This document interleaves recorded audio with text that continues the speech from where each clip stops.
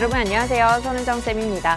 우리 이번 시간에는 22학년도 7월 학평 화투 문제 함께 살펴보려고 하는데요. 선생님이 우리 시험 어땠는지 총평에서 간단하게 정리해 드렸어요. 그래서 혹시 전체적인 결과를 좀 알고 싶다 하면 총평 보시면 될 것 같고, 선생님이 총평에서도 얘기는 하기는 했는데 우리 이번 시험이 분명히 다시 풀었을 때는 괜찮은 것 같은데 막상 시험장에서 처음 시험지를 봤을 땐 은근히 고민해야 되는 것들, 그리고 은근히 낯선 문항들이 있었어요 라고 얘기를 했었습니다. 사실 선생님은 처음 시험지를 이걸 받았을 때 1페이지를 보고선 순간 헉 이런 생각이 좀 들었어요. 그리고 어차피 3페이지, 4페이지는 좀 어려운 문항들이 있을 거야 라고 하는 그 마음의 준비를 하고 문제지를 넘기잖아요. 근데 이번에는 1페이지에도 문제들이 좀 막 많아 보이고 2페이지에도 뭔가 글자들이 좀 많아 보여서 뭐 이런 느낌으로 처음에 이 문제지를 받았던 것 같아요. 자, 그래서 우리 1번부터 어떤 문항들이 있었는지 같이 보도록 하겠습니다. 1번입니다. 다음은 물의 특성에 대한 설명입니다 라고 설명이 나와 있고요. 자, 물은 같은 질량의 철에 비해서 무엇이 크기 때문에 쉽게 데워지지 않는다. 자, 같은 열량을 가했을 때도 온도 변화가 크지 않습니다 라고 이야기할 수 있을 때는 두 가지 요건에 대해서 이야기를 하죠. 비열이라고 얘기할 수도 있고요. 두 가지라기보다는 사실 한 가지를 지금 표현 방법을 좀 두 가지로 나눠서 얘기하고 있는 건데, 비열이라고 얘기할 수도 있고 아니면 비열에다 물질의 질량까지 고려를 해서 열용량이라고 얘기를 할 수도 있을 것 같아요. 근데 우리 지금 문항에서는 쭉 보다 보면 비열이라고 하는 표현 대신에 열용량이라고 하는 표현 사용하고 있으니까 열용량 사용해주면 되겠습니다. 자, 그리고 이는 물 분자 사이에 무엇 때문에? 수소결합 때문에 수소결합을 끊는데 열 에너지가 사용되기 때문이다. 그래서 1번의 답은 4번 이렇게 체크했습니다. 1번은 뭐 쉽게 잘했을 것 같고 2번 문항도 괜찮았어요.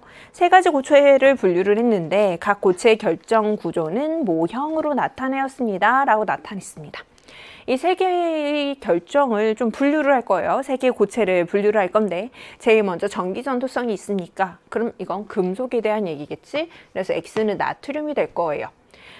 그리고 나서 나머지 두 가지를 분류를 해야 되는데 하나가 CsCl이니까 나머지 하나는 I2가 되겠다. 그러면 보기 기억. 이온 결정이가는 가로 적절하다. 이온 결정입니까? 예. 이온 뽑아낼 수 있었죠. 그래서 기억 맞는 보기가 될 것 같고요. 니은 X의 결정 구조는 면심입방 구조입니다. X라고 하는 애들은 나트륨입니다 라고 하는 거 찾았고요. 나트륨의 결정 구조를 보면 그치 꼭지점에 있고요. 정 가운데 또 다른 입자가 하나 더 있기 때문에 얘네들은 채심입방 구조라고 이야기를 해주면 될 것 같아요. 자, Y 볼게요. Y는 분자 결정이니 그치. I2라고 하는 분자들이 규칙적으로 배열돼서 만들어져 있는 분자 결정입니다. 그래서 맞는 답은 기억과 디귿 3번 이렇게 체크했습니다. 그래서 2번까지는 우리가 사실 1페이지를 볼 때는 주로 눈으로 많이 풀잖아. 그래서 눈으로 쓱쓱쓱 넘어왔어요. 근데 3번을 보면 어렵지는 않으나 약간 낯선 문항의 형태가 나타났습니다. A 그리고 B 기체의 밀도와 온도분의 압력을 나타냈습니다 라고 이야기를 하고 있어요. 자, 그럼 기체면 우리 머릿속에 무엇이 떠올라 줬으면 좋았을 것 같냐면 PV는 nRT가 떠올라 줬으면 좋죠. 그리고 나서 여기서 생각을 하는 거야. 온도분의 압력이라고 하면 네, T 넘겨주면 돼요. 뭐 그것까지는 괜찮은데 여기서 밀도라고 하는 용어가 나오고 있습니다. 얘들아, 근데 밀도 PV는 nRT. 근데 이 관계를 어디에선가 공부를 했었던 거 기억나세요? 어디에서 공부했냐면 바로 분자량, 기체 분자의 분자량을 정리할 때 사용을 했었어요. 분자량은 PV분의 WRT로 나타낼 수 있었고요. 그럼 V분의 W, 이게 밀도여서 P분의 DRT라고 쓸 수 있었다고요. 그쵸? 자, 근데 이때 R이라고 하는 애들은 상수니까 그냥 일정합니다 라고 고정을 해놓고 우리가 원하는 밀도와 온도분의 압력에 대한 정보로 정리를 해보면 이렇게 정리할 수 있을 것 같아요. T분의 P는 비례합니다. 어떤 거? N분의 1 그리고 밀도에. 이런 상태가 되는 거잖아. 그럼 얘가 X축에 대한 이야기가 되는 거고 얘가 Y축에 대한 얘기가 되고 있어요. 그렇다면 여기 가운데 n분의 1 분자량의 역수가 무엇이 돼요? 이게 바로 기울기가 되는 거죠. 그래서 지금 주어져 있는 그래프에서 기울기의 역수가 바로 분자량이 되겠습니다.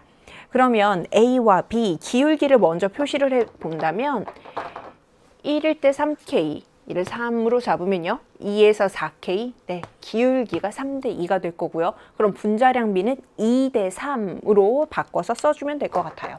그래서 분자량 B는 2대 3이 되겠습니다. 그럼 주어져 있는 보기들 중에서 A의 분자량분의 B의 분자량은 2분의 3, 답은 4번 체크해주면 되겠다. 이렇게 해서 3번 문제 봤는데요. 사실 요 식을 우리가 이미 여러 번 자세히 공부를 했었기 때문에 떠올라 줬으면 바로 해결을 했을 수 있을 것 같기는 한데 그냥 처음 봤을 때는 약간 낯선 느낌이 없잖아 있었을 것 같아서 선생님 총평에서도 다시 한번 복습해 줬으면 좋겠습니다 라고 골랐던 문제 중에 하나입니다. 4번 볼게요. 그림은 분자량인 비슷한 세 가지 물질의 기준 끓는 점을 나타내고 있습니다.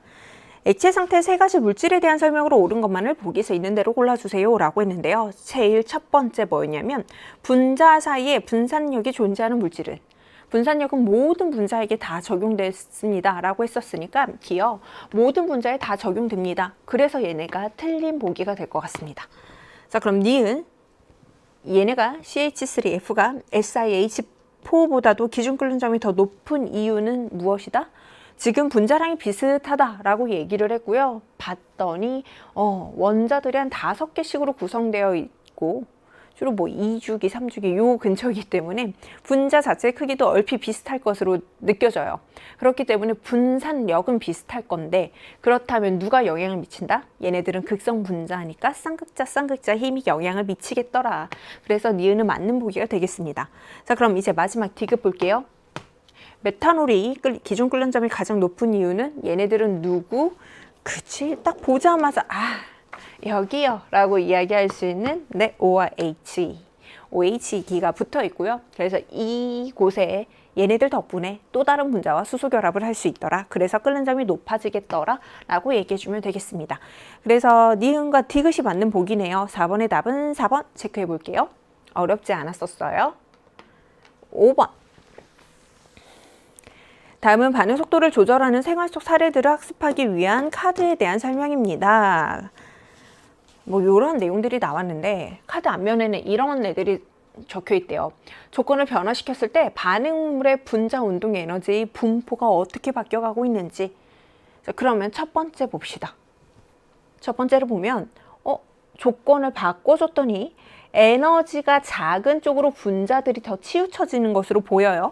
왜 그럴까요? 그쵸. 이거는 바로 온도를 낮춰서 이런 변화가 나타나는 거죠. 자, 그럼 이번에 두 번째. 분자들의 분포에는 변화가 없는데 활성화 에너지의 위치가 바뀌었어요. 일단 우리 활성화 에너지를 변화시킬 수 있는 유일한 한 가지는 촉매라고 배워왔습니다. 그래서 얘네들은 촉매를 투입을 해줬구나. 세 번째 볼게요. 얘네들은 첫 번째 그림이랑 그 경향이 반대인 걸로 보이죠. 그래서 활성화 운동 에너지가 더 큰 분자들의 수가 늘어나고 있으니까 얘네들은 온도를 높여줬구나 였습니다. 자, 그럼 이제 카드의 뒷면을 봐야죠. 카드 앞면의 조건 변화를 이용해서 반응 속도를 조절하는 생활 속 사례입니다. 온도를 낮춰서 이런 변화를 일으키고 있으니까 여기에 해당되는 내용이 있겠네요. 추운 겨울에도 온실에서는 딸기가 잘 자란다. 그쵸, 온도를 높여줬기 때문에. 세 번째, 세제 속의 효소는 찌든 때를 빠르게 제거한다. 효소라고 하는 애들은 생체 촉매의 일종이죠. 그래서 여기에다가 적어주면 되겠습니다. 그래서 나의 순서로 배열을 해주면 될 것 같고요. 그래서 지금 주어져 있는 보기 중에서는 선지 중에서는 2번 체크해주면 될 것 같아요. 5번도 괜찮았죠? 네, 4번, 5번 괜찮았고요. 이제 6번입니다. 네, 6번은 첫 번째 페이지에 나온 애 치고 선생님 개인적으로는 조금 그래도 끄적일 게 있었더라라는 느낌이 들었던 그런 문제였었어요. CH4와 관련된 반응 엔탈피들이 쭉 주어져 있는데 여기서 궁금한 거 X는? 이라고 물어보고 있습니다. 그럼 결국 이 X라고 하는 애들은 어떤 열화학 반응식이냐면요. CH4, H2O 반응을 해서 CO2와 4H2를 만들어내고 있습니다. 우리 상태는 모두 다 기체니까 지금은 생략해서 쓰지 않도록 하겠습니다. 자, 그러면 이러한 열화학 반응식을 만족하려면 A와 B를 어떻게 적용을 해봐야 되니? 라는 걸 묻고 있는 거잖아. 그러면 일단 A 쪽부터 보자고요. 우리는 CH4라고 하는 애들이 반응물로서 필요한데 지금 A는 생성물로서 존재하고 있으니까 A라고 하는 이 경로에서는 그럼 역반응 시켜주면 되겠지. 그래서 CH4와 O2가 반응해서 CO2 만들어지고 이 H2O 만들어집니다 라고 쓸 거고요. 그럼 이때 델타 H는 역반응이니까 마이너스 A예요 적어주면 되겠습니다. 그럼 여기서 이제 우리가 정리해줘야 되는 애가 누구예요? 그쵸? O2 없애줘야죠. 그리고 H2O 여기에 있는데 그거를 다시 반응물로 끌어와야죠. 이런 내용들이 어디에 포함되어 있었냐면 여기 포함되어 있네요. 오케이. 자, 그러면 얘네들도 역반응 시킬 거고요. 2배 해보도록 하겠습니다. 2배 시켜주면 4H2O가 되고 4H2 그리고 2O2가 됩니다. 역반응했고요. 2배 했으니까 델타 H는 마이너스 2B라고 정리해주면 되겠다. 그러면 우리가 정리할 수 있는 애들을 한번 정리해 볼게요. 2개, 4개, 여기 2 정리해주면 될 것 같고 O2, O2 사라져요. 그럼 우리가 원하는 식의 형태 정확하게 만족한 거 확인됐지? 그래서 X라고 하는 애들은 마이너스 A 그리고 마이너스 2B입니다. 그래서 주어져 있는 선지 중에는 1번 해주시면 돼요. 이런 내용들이 우리가 첫 번째 페이지에서 공부했던 내용들이었습니다. 약간의 끄적임은 있긴 하지만 엄청 어렵지는 않았었어요. 괜찮았죠? 첫 번째 페이지는? 자, 그럼 이제 두 번째 페이지로 넘어갈게요. 7번입니다. 묽은 용액의 성질에 대해서 원격 수업을 한 내용이라고 합니다. 묽은 용액의 성질 중에 어느 점 내림에 대해서 자유롭게 설명해 보세요 라고 하는 제시가 나왔고요. 자, 그래서 학생 A, 어느 점 내림은 용액이 몰랄 농도에 비례합니다. 그쵸? 우리 델타 TF라고 하는 애들은 KF 곱하기 몰랄 농도라고 써줬었으니까요. 어느 점 내림은 묽은 용액의 총괄성에 해당합니다. 묽은 용액의 총괄성이란 용질의 종류에 상관없이 용질의 입자수, 즉 농도에 의해서 용액의 성질이 결정이 되더라 라고 하는 거였어요. 그래서 학생 A와 B는 제대로 설명을 해주고 있는데 학생 C를 잠깐 봤더니 물이 증발할 때 주변이 시원해지는 것은 이거는 왜 그런 거지? 그쵸? 뭐 물의 기화열 이런 애들을 이용해서 설명하면 될 것 같아요. 물이 증발을 할 때 흡열 반응을 하기 때문이더라. 그래서 완전히 다른 이야기를 해주고 있기 때문에 지금 옳게 설명한 학생은 A와 B 두 학생만 체크해주면 되겠습니다. 그래서 7번의 답은 3번이었고요. 요거 정도 그냥 눈으로 풀고 넘어갔을 것 같아요. 그럼 이제 8번. 이제 8번이 약간 갸우뚱할 수도 있었을 것 같아요. 우리가 상평형과 관련된 문제들을 풀 때는 일반적으로 그냥 자료가 좀 더 해석하기 쉽게 제시가 되는 편이라고 쌤은 느꼈었거든. 네, 이번에 8번은 조금은 어려워지지 않았나 라는 생각이 든과 동시에 우리가 분명히 이런 문제 유형을 어디선가 봤는데 라는 생각이 드는 거야. 그래서 혹시 기억났어요? 수능 완성에서 우리 상평형과 관련된 문제들 풀 때 이렇게 세 줄로 조건이 주어져 있고 조건에 따라서 우리가 상평형 그림을 그렸다? 그래서 이 물질의 H2O인지 CO2인지 확인하는 문항이 있었어요. 이 문항도 거의 비슷하죠. 물질 A에 대해서 세 가지 정보가 주어져 있고 이 A는 H2O와 CO2 중에 하나입니다. 어머나, 자, 그럼 그리면 되겠다. 우리가 해왔던 것처럼. 그래서 한번 그려보도록 하겠습니다. X축을 온도라고 하고요. Y축을 압력이라고 해볼게요. 일단 삼중점. 감사한 지점이 나왔어요. 삼중점에 온도 및 압력이 주어져 있으니까 삼중점 하나 잡고요. 이때의 온도를 그냥 T켈빈 그리고 이때의 압력을 P1ATM이라고 하겠습니다. 두 번째 조건을 볼까요? T켈빈 P2 기압에서 안정한 상은 액체입니다. 일단 확실한 건 뭐냐면 액체가 되려면 무조건 압력은 삼중점보다도 더 높은 압력이어야 돼요. 그래서 P2라고 하는 애들은 삼중점에서의 압력 P1보다는 반드시 높은 압력이 되어야 됩니다. 그래서 여기 어딘가에 P2가 있다라고 얘기를 해볼 거고, 그리고 그 지점에서 T 켈빈이면 얘가 액체가 돼야 된대요. 자, 증기압력 곡선 그려본다면, 그러면 이 구간에서 이 물질이 액체로 존재하려면 융의 곡선의 기울기가 어떻게 돼야 돼? 음의 기울기가 돼야 돼요. 양의 기울기가 되면 이렇게 돼버릴 거잖아. 그치? 그래서 얘네들은 반드시 음의 기울기가 돼야 되고, 그러면 융의 곡선이 음의 기울기를 가지고 있는 이 물질은 어떤 물질이다?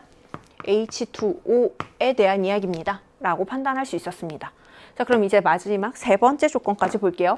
P2에서 A에 끓는 점은 4분의 5T 켈빈입니다. 자, 그러면 P2에서 끓는 점은 바로 증기압력 곡선과 만나는 바로 이 지점 4분의 5T입니다.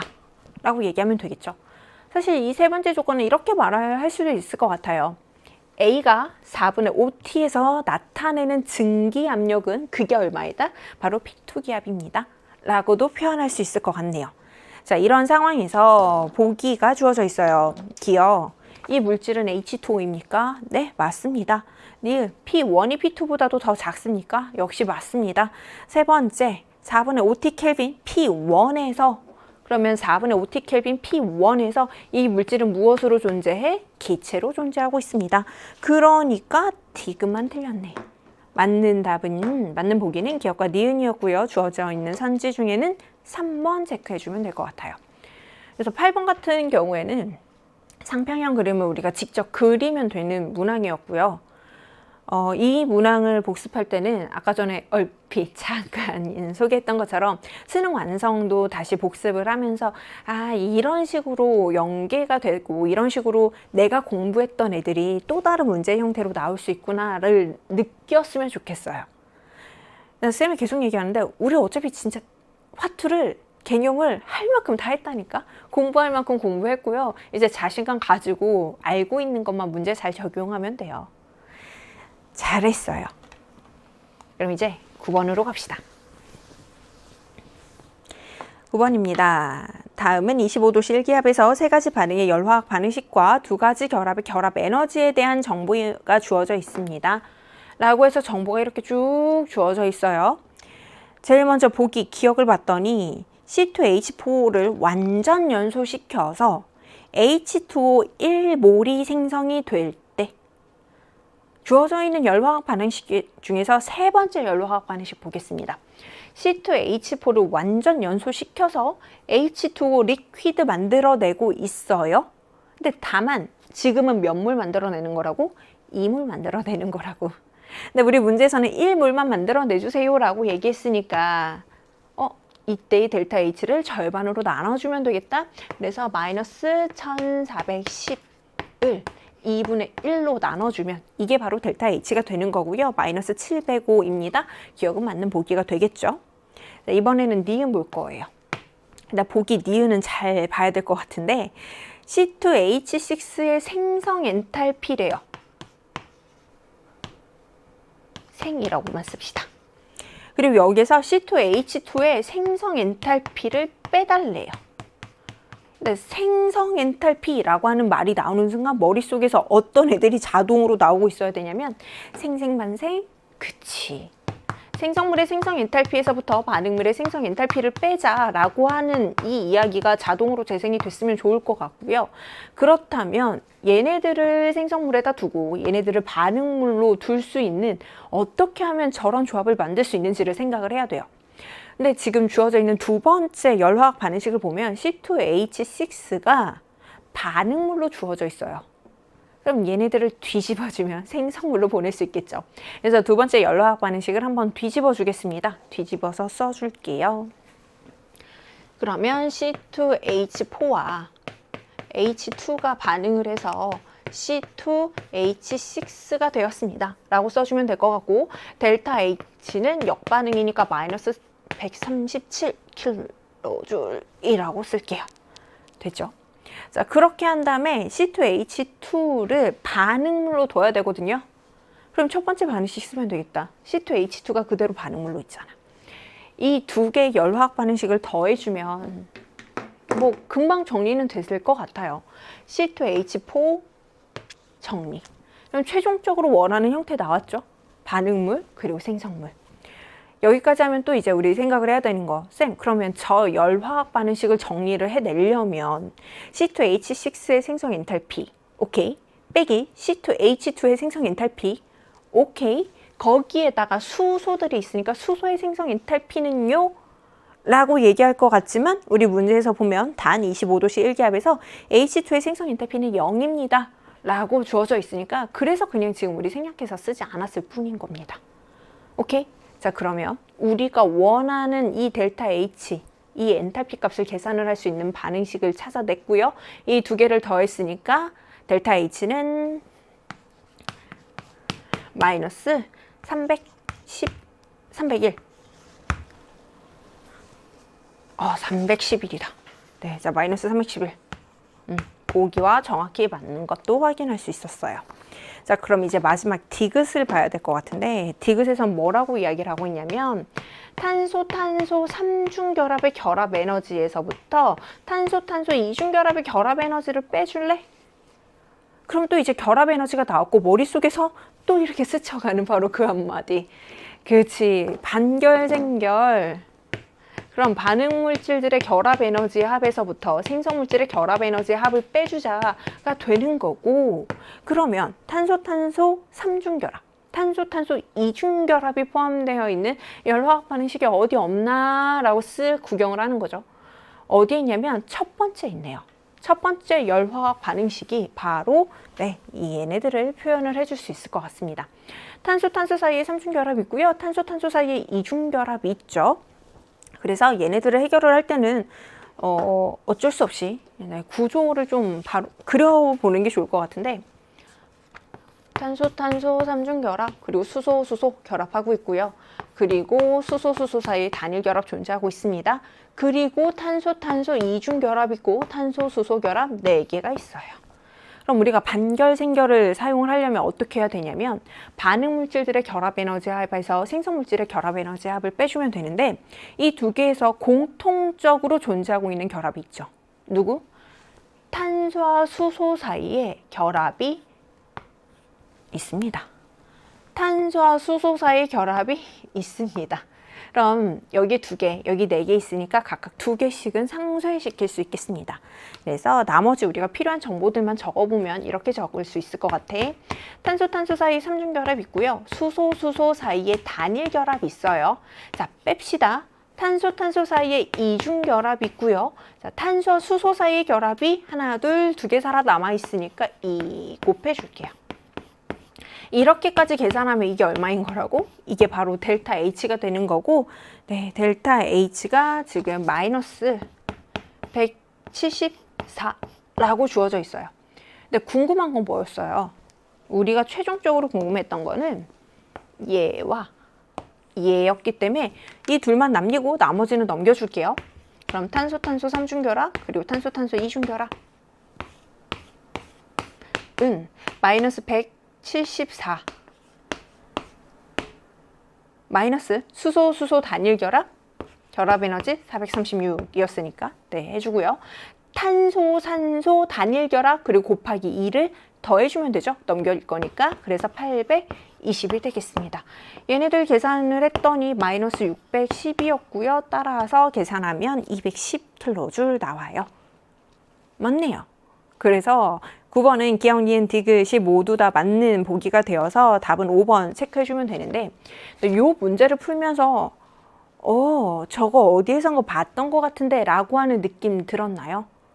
언제도 우리 이런 식으로 접근을 했었냐면, 그치, 6평에서도 이렇게 결합 에너지 공통적으로 존재하는 애들은 상쇄해서 풀어냅시다 라고 하는 거를 정리를 했었고요. 수능 완성에 대한 문제들을 해결할 때도 비슷하게 접근을 했었어요. 그러니까 저런 애들을 이렇게 처리하면 좀 계산이 쉬워지겠구나 생각하면서 보시면 좋을 것 같습니다. 이렇게 해서 9번은 마무리할게요.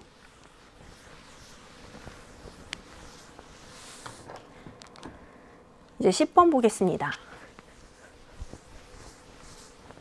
10번은 다음은 학생이 삼투압에 대해서 학습한 후 수행한 탐구활동입니다 라고 주어져 있어요. 그러니까 결국 삼투압에 대한 내용에 대해서 다 공부했어? 그래서 이런 실험을 해볼 거야 라는 건데, 가설을 세웠습니다. 일정한 온도에서 삼투압의 크기는 용질의 종류에 상관없이 일정량의 용액에 녹아있는 용질의 입자수에만 비례합니다 라는 말이 주어져 있고요. 쭉 아래로 내려갔더니 결론, 가설은 옳다. 그러면 이 친구가 실험을 설계를 할 때는 어떤 것들을 조절을 해가면서 설계를 했을지 우리 머릿속으로 상상이 되지. 그치, 용질의 종류에 상관없다고 했으니까 용질의 종류는 일단 바꿔가면서 확인을 해봐야 될 것 같고, 그럼 그 안에 입자가 얼마만큼 들어가 있는지를 집중적으로 탐구를 했겠구나 라는 생각이 들어요. 그러면서 우리 머릿속에선 또 관련된 식이 하나 정도는 떠올랐을 것 같은데, 그치, 반트호프 법칙이라고 하는 애들, 삼투압은 CRT라고 하는 식이 떠올랐습니다. 문제 쭉 읽다 보면요, 단 온도는 일정하며 라고 하는 표현이 있기 때문에 온도 일정이에요, R도 일정이에요. 결국 삼투압이라고 하는 애들은 몰농도에 비례합니다 라고 하는 것들을 그대로 적용을 해서 살펴보는 거예요. 자, 탐구 과정 봤습니다. 25도씨 1기압에서 A 1g을 물에 녹여서 수용액 100ml를 만들었어요. 그리고 반토막으로 분리된 U자관에 한쪽에는 물, 한쪽에는 그 수용액을 각각 100ml씩 넣었고요. 충분한 시간이 지나서 양쪽 수면의 높이 차이가 나타났을 때 용액 쪽에다가 추를 올려서 다시 높이를 같아지도록 만들었습니다. 일단 그럼 이때 이 차이가 없어지도록 가해주는 이 압력을 우리는 뭐라고 이야기를 했었다고? 이걸 바로 삼투압이라고 했었다고요. 오케이. 자, 그렇다면 우리 여기에서 추의 개수라고 이야기하는 거를 이걸 바로 삼투압이라고 생각을 해주면 될 것 같고요. 그럼 수용액 1과 2를 비교를 해보면 똑같은 A 용지를 사용하고 있고요. A의 질량이 2배가 됐으니까 몰농도 2배가 됐어? 그래서 삼투압 2배가 됐어 라고 하는 거 확인할 수 있었습니다. 그리고 나서 실험 탐구 과정 라를 보면 이제 용질의 종류를 바꿔가면서도 비슷한 실험을 했대요. 그래서 3, 4 두 개를 비교를 하면 이번에 용질을 B를 사용하고 있는 거 보이죠? B를 Xg 사용했을 때는 추가 2개가 필요했고요. B를 2g 사용했을 때는 추의 개수가 4개가 필요했습니다. 그러면 지금 2배가 된 거네, 사용한 용질의 양도 2배였던 거네 따라서 X는 1입니다. 확인하면 되겠습니다. 그럼 마지막 이 실험을 살펴보면요. A를 2g 사용했고요. B를 1g 사용했어요. A 2g에 해당하는 입자들, 그리고 B 1g에 해당하는 입자들이 다 들어왔었어. 근데 우리 A 2g에 해당하는 입자들은 삼투압을 이만큼 나타냈던 거고요. B 1g에 해당하는 애들은 그치, 이만큼의 삼투압을 나타내주고 있었으니까 더하면 4만큼의 압력이 나타나도록 할 것 같습니다. 자, 이렇게 하면 우리 보기 기억과 니은을 바로 해결했죠. X는 1이고 Y는 4입니다. 해결하면 될 것 같고요. 마지막 디귿, 화학식량은 이라고 하는 거 물어보고 있는데, 우리 이거 2개를 비교해도 되고 뭐 얘네 둘 비교해도 되고 여러분 편한 거 잡아서 비교하면 어떤 거든 괜찮은데, 수용액 1과 3을 비교해보면 우리가 사용하고 있는 용질의 질량이 똑같죠. 근데 삼투압이 2배가 됐대. 삼투압이 2배라고 하는 거는 몰농도가 2배라는 거고, 그럼 같은 부피에 들어가 있는 용질의 몰수가 2배가 됐다라는 거고, 그럼 분자량이 2분의 1배였다라는 소리죠. 그래서 B가 A보다도 분자량 화학식량이 더 작습니다 라고 얘기해 주면 되겠습니다. 그래서 10번의 답은 5번 이렇게 체크할게요. 그래서 삼투압과 관련된 실험이었는데 은근히 뭐 우리가 지금까지 공부했었던 거랑 비슷한 듯 하면서도 자료의 형태가 은근히 낯선 그런 문제 유형이었던 것 같네요. 이제 11번. 다음은 A로부터 B와 C가 생성되는 반응의 화학 반응식 그리고 반응 속도식입니다 라고 했는데, 반응 속도식을 봤더니 1차 반응입니다 라는 거 확인했고요. 표는 강철 용기에 A를 넣어서 반응시킬 때 반응 시간에 따른 순간 반응 속도와 C의 몰 분율을 나타내주고 있어요 라는 건데, 시간이 T1, T2, T3 이렇게만 나와 있고 사실 얘네들 사이의 간격이 얼마큼이 되는지 정확히 주어져 있지 않아요. 그 점이 우리가 지금까지 보았던 일반적인 1차 반응 속도에 대한 문제들과는 미묘한 차이가 있는 것 같기도 해요. 그런데 그래도 정말로 고마운 건 뭐냐면 T1과 T2에서 순간 반응 속도가 주어져 있거든요. 순간 반응 속도가 절반이 됐다라는 거는, 반응 속도가 절반이라는 거는 A의 동도가 절반이 됐다는 것, 반감기가 지났습니다 라고 하는 뜻이 되겠지. 그래서 여기가 반감기가 지났습니다 라고 하는 뜻으로 해석을 하면서 보면 좋을 것 같아요. 자, 그럼 다시 우리 T1에 대한 해석을 좀 가볼까? C의 몰분율이 4분의 1이래요. 그러면 우리는 어차피 지금 상대값만 알고 있는 거잖아. 정확히 A와 B, C가 얼마 있는지 모르겠지만 그냥 C가 1만큼 있다고 하자. 그러면 개수비에 의해서 B는 2만큼 생성이 됐을 거예요. 그럼 전체 중에서도 C가 차지하고 있는 비율이 4분의 1이 되려면 A는 1이 있었던 거지. A, B, C. 지금 이런 상황이라고 볼게요. 근데 얘들아, 여기서 잠깐만 살펴보면 C가 1만큼 만들어지려면 A가 1만큼 사라졌어야 된다. 그럼 원래는 A가 얼마만큼 있었다는 소리예요? 원래는 A가 2만큼 있었다는 소리예요. 여기까지 하면 또 우리가 어떤 관계를 하나 더 찾아냈냐면 A가 원래 2만큼 있었는데 지금 1로 절반으로 줄어들었네. 그럼 이게 뭐야? 이게 반감기였구나. 지금 반감기가 한 번 지났던 거고, 그리고 나서 반감기가 한 번 더 지나고 있는 상황이라고 본다면 이제 X값 계산이 좀 수월해요. 어떻게 계산하니? 보세요. 처음엔 A가 2 있었죠. 그럼 전체 기체가 2 있었어요. 반감기가 지났더니 전체 기체 양이 4로 2만큼 늘었습니다. 그럼 또 반감기가 지나면 2의 절반 1만 늘어나면 되는 거지. 그래서 전체 기체 양은 5가 돼요. 반감기가 지났어요. C가 1만큼 만들어졌죠. 그럼 또 다음에 반감기가 지나면 C의 양은 1의 절반 0.5만큼 추가로 생성이 될 거고요. 그럼 여기가 1.5가 되네요. 이 값은 얼마? 네. 그래서 얘네들은 10분의 3이라고 하는 값을 나타내게 됩니다. 자, 그리고 나서 사실 T3에 대한 정보를 찾아야 되는데 이거는 선생님이 두 가지 방법을 알려드릴 건데, 실전에서라면 선생님은 이렇게 해요 라고 하는 방법이 첫 번째 방법입니다. 뭐냐면 1차 반응이잖아. 그리고 우리가 지금 반감기 이런 정보들을 주고 있다는 걸 느꼈기 때문에 반감기 한번 더 지나가 볼까 라고 간다면, 지금 여기서 1만큼 전체 기체 양이 증가했죠. 그럼 여기에서는 0.5만큼 증가할 거고요. 그럼 전체 기체는 5.5가 돼요. C라고 하는 애들이 0.5 추가로 생성됐어요. 그럼 한 번 더 반감기가 지나면 0.25가 추가로 생성이 될 거고, 그러면 결국 0.75만큼 존재해요. 맞아 떨어졌네. 그래서 반감기가 한 번 더 지났네가 되는 거고, 반감기가 지났으니까 순간 반응 속도가 얼마야? 네, 절반으로 줄어들었어요. 2예요. 라고 계산을 했습니다. 그래서 궁금해하고 있는 거 X분의 Y는? X분의 Y는 3분의 20이에요. 4번 이렇게 체크를 했어요. 근데 이거는 그냥 실전에서 조금 약간의 그 감이 왔을 때 이렇게 해볼 수도 있다라는 거 정도인 거고요. 또 다른 방법은 뭐 어렵진 않아요. 똑같이 하면 돼요. 우리 지금 ABC 얘네들의 몰수에 대한 관계들을 찾아 나가고 있었지. 이것도 마찬가지로 그렇게 ABC에 대한 관계를 찾아 나가는 거예요. ABC. 그럼 C가 정확히 몇 몰인지 몰라. 그냥 상대적으로, 상대값으로 7만큼 만들어졌다고 합시다. 그러면 B는 어떻게 된다고? 그거의 2배? 네, 14만큼 만들어지는 거고요. 전체가 22가 돼야 되니까 A는 얼마 있는 거예요? 1 있는 거예요. 그럼 만약에 처음에 A만 있는 상태라고 생각을 해본다면 C가 모두 다 A로 돌아가면 되죠? 그래서 8 있는 거야.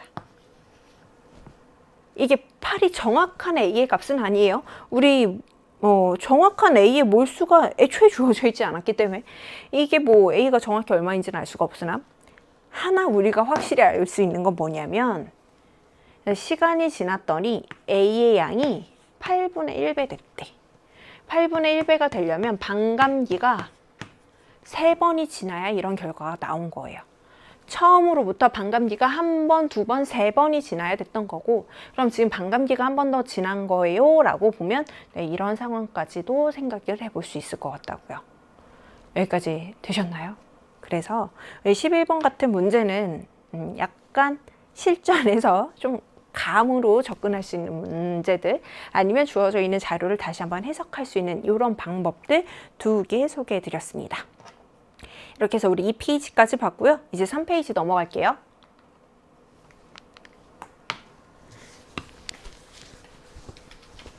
(12번) 문항입니다. 표는 A 수용의 가와 나에 대한 자료입니다. 나의 밀도는 1g/ml이고요. A의 화학식량은 100이에요. 라는 말이 주어져 있는데, 이제 뭐 몰랄 농도, 요 정도의 간단한 몰랄 농도 처리는 자신 있게 해야 돼요. 자, 몰랄 농도가 주어져 있습니다. 그러면 지금 수용액이라고 했으니까 물 1000g에 용질이 0.1몰 들어가 있는 거고, 화학식량이 100이라고 했으니까 10g 들어가 있네. 자, 용액이 이만큼의 질량을 가지고 있을 때, 자, 용질이 얼마만큼 들어가 있다고요? 0.1몰 들어가 있는 상황이에요. 라고 요 정도의 숫자들은 바로 나왔으면 좋겠어요. 자, 그리고 나서 이제 용질의 질량을 봤는데, 용질의 질량이 1g씩 들어가 있대요. 그럼 얘네들이 0.01몰 들어가 있는 거죠. 그러면 용질의 양이 0.01몰이 됐다는 건 용액의 질량은 101g이 됐습니다. 수용액의 질량 X라고 하는 값이 바로 101이에요. 라고 하는 걸 바로 찾았습니다. 자, 그럼 이제 나 살펴봐야 될 것 같은데, 나를 보면 농도가 0.1몰 농도로 주어져 있어요. 근데 우리 지금 용질을 0.01몰 사용했으니까 용액의 부피가 0.1리터, 100ml가 돼야 돼요. 자, 그러면 100ml. 근데 문제 조금 더 읽어봤더니 문제에서 발문에서 뭐라고 했냐면 밀도가 1g/ml입니다 라고 주어졌거든요. 그럼 이게 바로 질량이야. 그럼 다 해결했네. 나 기억 볼까? 가의 퍼센트 농도는? 가 용액 101g 중에 용질 1g 있습니다. 그러면 100 당연히 뭐 이렇게 해줄 테니까 1%보다도 오히려 그 값이 작습니다 라고 표현해야죠. 니은 볼게요. 자, x는 y 플러스 1입니까? x는 y 플러스 1? 네, 맞습니다. 그래서 니은은 맞는 보기가 됐습니다. 자, 그럼 이제 마지막 디귿 볼게요. 가와 나를 모두 섞은 A의 몰랄 농도는 1몰랄 농도보다 작다. 이런 표현이 주어져 있는데, 가의 몰랄 농도는 이미 주어져 있으니까 우린 나의 몰랄 농도만 알면 돼요. 그리고 고맙게도 정확한 수치를 계산을 해봐 라는 게 아니라 두 용액을 섞었을 때 0.1몰랄 농도보다 용액이 더 진해지겠니 묽어지겠니 이것만 판단하면 되는 거잖아요. 0.1보다도 더 용액의 농도가 연했으면 그치 용액은 연해질 거고요. 0.1몰랄 농도보다도 용액이 더 진했으면 내 전체 용액의 질량은 내 0.1몰랄 농도보다는 더 커져야 될 것 같아요. 이것만 판단하면 된다고요. 그러면 얘네들을 좀 판단을 해볼 건데 역시 판단은 어렵지 않습니다. 0.1몰랄 농도가 되려면 용액 101g 중에 용질이 1g 있으면 돼요. 근데 나는 100g 중에 1g이 있네? 전체 용액의 양은 더 작은데 용질의 질량은 똑같네? 농도가 더 진해요. 그럼 0.1보다도 더 진한 애를 섞었으니까 그치 용액의 질량은 0.1몰랄 농도보다도 더 커야 됩니다. 라고만 판단할 수 있으면 괜찮을 것 같습니다. 그래서 디귿도 틀린 보기여서 맞는 보기는 니은 하나, 답은 2번 체크해주면 되겠습니다. 뭐 이거를 실제로 디귿을 계산한 친구는 없을 거라고 생각은 하고요. 네, 이거 그냥 용액의 질량과 용질의 질량 비교해서 농도만 빠르게 좀 판단했으면 좋겠어요. 그리고 이제 이거 찾는 거. 몰랄 농도에서 용액의 질량 기준값 설정하는 거는 자신 있죠? 믿습니다. 13번 문항입니다. 표는 수용의 가에서부터 다에 대한 자료입니다. 라고 주어져 있습니다. 우리 가를 봤더니 HA와 NaOH를 혼합을 해요. 농도랑 부피가 정확하게 똑같아요. 중화점인 건데 pH가 7이라고 하는 것으로 보아 강염기와 강산을 혼합을 했다. 라고 생각을 할 수 있겠죠. 이제 나 수용액 보겠습니다. 0.2몰 농도 NaB 수용액이에요. 그러면 Na, 강염기로부터 왔고요. B, 네, HB로부터 왔습니다. HB가 이제 어떤 산인지를 좀 판단을 해야 될 것 같은데, 얘네들을 녹였을 때 pH가 염기성이 되었다라는 것으로 보아 HB가 약산이었던 거죠. 그래서 그 짝염기 B-가 일부 가수분해 반응을 해낼 수 있었구나. 그래서 용액이 염기성이 됐구나. 라는 흐름이 머릿속으로 이렇게 쭉 몇 초 안에 쑥 지나갔을 거라고 믿고요. 자, 그럼 이제 다 살펴볼게요. 약산이고요. 약산의 짝염기를 1대1의 비율로 혼합을 시켰기 때문에 다를 보는 순간 아하, 완충용액이라고 하는 것까지 생각해 주면 좋겠습니다. 자, 그럼 이 내용들 가지고 보기 한번 확인해 보도록 할게요. 산의 세기는 HA가 HB보다도 더 크다, 세다. 네, 지금 우리 제일 먼저 얘기하고 넘어왔던 부분이죠. 니은 볼게요. X는 O보다 작다. X가 뭐였냐면 다수용액, 즉 완충용액에서의 pH였습니다.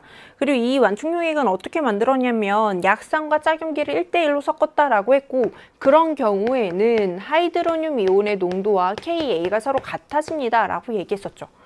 오케이, 우리는 HB의 Ka에 대해서 좀 알아봐야 될 것 같아. 네, 알고 있는 정보가 누가 있냐면요, 바로 두 번째 용액에 대한 정보를 알고 있습니다. B-에 대한 정보를 알고 있는 거고, 용액의 pH가 9라고 했기 때문에 pOH는 5예요 라고 하는 정보를 알 수 있는 거지. 그럼 얘네들은 수산화 이온의 농도가 얼마이다? 네, 10의 -5승입니다 라고 하는 걸 알고 있어요. 그러면 HB에 대해서 정보를 알아보기 위해서 B-부터 시작을 해보자고요. 자, 얘네들의 KB를 알아볼 건데, 수산화 이온의 농도가 10의 -5승이 되려면 루트 CKB라는 값을, 우리가 그 식을 떠올려줘야 될 것 같고요. C가 0.2 몰농도니까 KB가 얼마가 되면 돼? 5 곱하기 10의 -10승이 되어주면 될 것 같아요. 자, 그럼 얘네들을 찾았으니까 KA도 확인할 수 있겠지. 얼마? 2 곱하기 10의 -5승. 이게 바로 하이드로늄 이온의 농도가 되는 거고요. 그럼 여기에다 마이너스 로그 취해주면 당연히 5보단 작아지겠죠. 그래서 니은도 맞는 보기입니다 라고 확인할 수 있었습니다. 자, 그럼 이제 마지막 디귿이에요. 디귿은 뭐였냐면 0.1 몰농도 NaOH 수용액 1ml를 가와 다에 각각 넣었을 때 pH가 가에서 더 많이 증가합니다. 얘네들은 완충용액이고 얘네들은 그냥 용액이잖아. 그렇기 때문에 여기에다가 어떠한 산 또는 염기를 넣었을 때 pH 변동이 더 크게 나타나고요. 완충용액은 어느 정도는 그 충격을 완화시키는 역할을 할 수 있더라 라고 하기 때문에 디귿도 맞는 보기였습니다. 기억, 니은, 디귿 다 맞았네요. 우리 답은 5번 체크해 볼게요. 그래서 13번 문항도 그냥 산염기 평형에 대해서 기본적인 개념들을 확인하는 그런 문항이었습니다. 이제 14번이에요. A로부터 B가 생성되는 반응의 열화학 반응식입니다 라고 주어져 있고요. 그림은 T켈빈에서 강철 용기에 A를 넣고 반응이 진행이 되어서 도달한 평형 나타내주고 있어요. 그리고 여기서 온도를 2분의 3 T켈빈으로 높여서 새로운 평형에 도달한 것까지 나타내주고 있는데, 일단 자, 온도를 높였어. 그러면 정반응 또는 역반응이 진행이 됐을 거야 라는 게 떠오르고요. 평형 2에서 B의 몰 분율에 대한 정보를 주고 있으니까 평형 1에서도 그쵸, B의 몰 분율을 좀 생각을 해보면 좋을 것 같아요. B의 몰 분율이 얼마예요? 맞아요, 2분의 1입니다. 그럼 2분의 1로부터 3분의 1로 B가 차지하고 있는 그 비중이 줄었다라는 건 역반응이 진행됐다는 거죠. 자, 역반응이 진행이 됐고 온도를 높였으니까 흡열 반응이 진행이 됐어요. 그럼 정반응은 네, 발열 반응입니다 라는 거 체크했으면 우리 보기에서 기억이 보자마자 해결이 됐죠. 기억은 맞는 보기가 되겠습니다. 자, 그리고 나서 니은과 디귿을 봤는데 1과 2에서의 평형상수 궁금해하고 있고요. 그리고 부분 압력에 대해서도 또 궁금해하고 있습니다.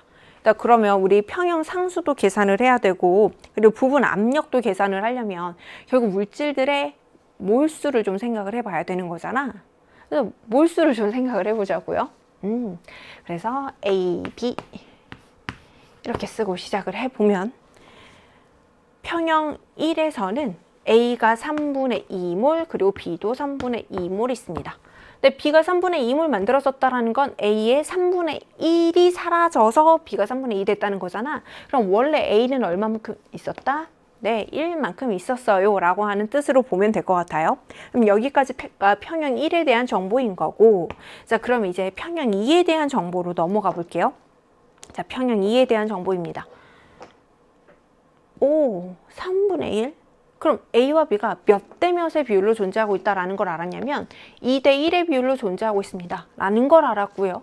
그럼 만약에 B가 모두 다 A로 넘어갔다 라고 하면 0.5만큼이 추가로 생길 거니까 2분의 5라는 거 찾았어요.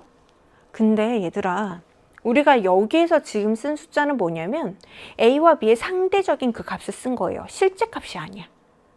실제 값은 어디에 주어져 있지? 여기에 주어져 있어요. 우리는 실제로 A를 1몰 쓴 거예요. 그럼 여기에 나와 있는 상대값을 실제값으로 바꿔줘야 되는 거죠. 어떻게 바꿀래요? 맞습니다. 5분의 2 곱해주면 되는 거예요. 여기에서 말을 하고 있는 이 상대값들에게 5분의 2를 곱해주면 이게 바로 실제값이 되겠더라 라고 찾아주면 되겠습니다. 그래서 A는 5분의 4몰 그리고 B는 5분의 2몰 존재해요 라고 판단을 하는 건데, 선생님 이거 말고요, 또 다른 방법은 없나요? 라고 하는 친구들을 위해서 그냥 간단하게 소개를 한다면 뭐 이렇게 해도 돼요. 역반응이 진행될 거라고 했잖아. 그럼 A라고 하는 애들은 원래 3분의 2몰 있었는데 뭐 플러스 K만큼 생성됐다고 하자. 그럼 B라고 하는 애들은 원래는 3분의 2만큼 있었는데 2K만큼 반응으로 사라졌다고 하자. 근데 이 비율이 몇 대 몇이라고? 이 비율이 2대 1이라고. 그럼 뭐 비례식을 풀어주면 되겠죠. 자, 차이값이 얼마예요? 3K예요. 차이값이 얼마예요? 1이에요. 그럼 차이값을 맞춰주려면 여기에다 3K 곱해주면 될 것 같고, 그럼 결국 6K 대 3K가 되겠습니다. 그럼 이 값이 6K가 돼야 되니까 얘네가 얼마야? 5K예요. 그럼 K값 얼마입니다 라고 얘기해 볼 수도 있겠죠. 네, 이렇게 계산을 해도 되고, 선생님 좀 비례식 미지수를 조금 덜 써보고 싶어요 라고 한다면 이거 선생님이랑 수능 완성에서도 계속 연습하고 있는 상대값 처리 방법이니까요. 이런 방법으로도 접근해 보면 좋을 것 같아요. 네, 이제 몰수 찾았어요? 그럼 이제 할 수 있는 게 뭐라고? 평형 상수에 대해서 계산을 해볼 수 있습니다. 평형 1과 평형 2에서의 평형 상수를 계산을 해볼게요. 어차피 부피는 똑같기 때문에 부피에 대한 항은 모두 다 상쇄돼 버리지. 그래서 몰수로만 표현하는 건데, A와 B의 몰의 비가 1대 1입니다. 개수 1, 개수 2, 그럼 하나하나는 그냥 비율로 처리해서 1이라고 할 거고요. 그리고 B에 대한 개수가 하나가 더 남았기 때문에 B의 몰수 써줄게요. 그럼 이제 평형 2에 대해서 볼까? 얘네들의 비율을 본다면 A와 B의 비율 2분의 1이었고요. 여기에다가 B의 몰수 한 번 더 곱해주자고 했죠. 5분의 2가 될 것 같네요. 자, 그러면 이렇게 될 거니까 10대 3이라고 하는 평형 상수의 값 비율 찾았기 때문에 니은이 틀린 보기가 되겠네요. 자, 니은은 땡. 자, 그럼 이제 마지막 B의 부분 압력 체크해 보자. 그럼 부분 압력이라고 했으면 기체니까 또 PV는 nRT. 일단 어떤 애들 고정시킬까요? 그쵸? R 고정시키고요. 용계 부피 같으니까 부피도 고정시켜준다면 결국 부분 압력이라고 하는 애들은 몰수와 절대 온도의 곱으로 표현할 수 있다고요. 그러면 몰수와 절대 온도의 곱으로 표현을 해본다면 B의 몰수 여기로 봅시다. 3분의 2 대 5분의 2예요. 그럼 몰수 B는 5대 3이죠. 자, 그리고 절대 온도 볼까요?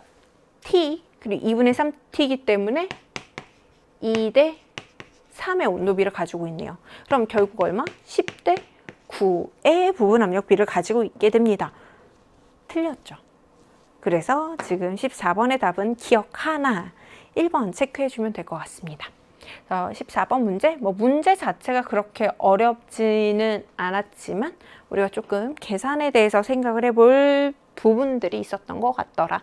비례식을 세운다고 해도 그 비례식 막 다 이렇게 외항, 내항 막 이런 말 썼던 것 같은데 옛날에 공부할 때. 네, 그렇게 할 수도 있지만 우리 그 차이값들 이용을 해서 계산하는 방법 쌤이 간단하게 소개해 드렸으니까 그 방법도 생각해 보면 좋을 것 같아요. 이렇게 해서 14번 문제도 해결해 봤습니다. 15번이에요. 25도씨에서 A 수용액에 대한 자료입니다. 25도씨에서 H2O의 증기압력은 P/mHg이고 H2O 그리고 A의 분자량까지 각각 주어져 있습니다. 인데 15번 문제는 선생님은 되게 고맙게 간단하게 좀 해결이 됐던 좋은 문항이었어요. 뭐 잘 풀리면 좋은 문항인 거지. 자, 그럼 한번 살펴보자. A 수용액의 증기압력이 46분의 45P라는 말은 이만큼이 무엇에 대한 정보예요? 바로 H2O의 몰 분율에 대한 정보인 거죠. 그러면 H2O가 45만큼 있으면 A는 얼마만큼 있다고 보면 돼? 몰수가 1만큼 있으면 돼요. 자, 몰수비가 45대 1이에요. 근데 지금 여기서 어떤 정보가 주어져 있어요? 질량에 대한 정보가 주어져 있죠. 그러면 분자량 곱하면 돼. 18, 60. 그리고 나서 이 비율을 정리를 하면 되는데 여기에서 81이라고 하는 숫자가 나왔고요. 그러면 99, 81 뭐 이거 떠올랐어요. 그래서 99 이렇게 만들어 주려고 30 됐고요. 9, 5로 나눴으니까 여기 다시 한번 해서 6 됐습니다. 6. 그래서 X는 6이에요. 근데 화학식량이 60이라고 했으니까 우리가 사용하고 있는 몰수는 0.1몰 사용하고 있습니다. 몰랄 농도 용질 0.1몰 사용하고 있고요. 용매 물 81g이기 때문에 0.081이에요. 그럼 Y값은 81분의 100으로 표현할 수 있겠죠? 거기에다가 최종적으로 궁금한 거 X 곱해주세요. X라고 하는 애들 6이라고 하는 거 찾았으니까 6까지 곱해주면 되겠죠? 그래서 27분의 200이라고 하는 2번 선지 골라주면 될 것 같네요.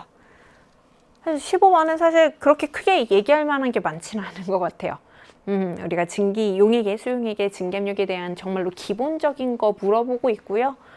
역시 상대값 정도 저렇게 볼 수 있다 정도로 넘어가도록 하겠습니다.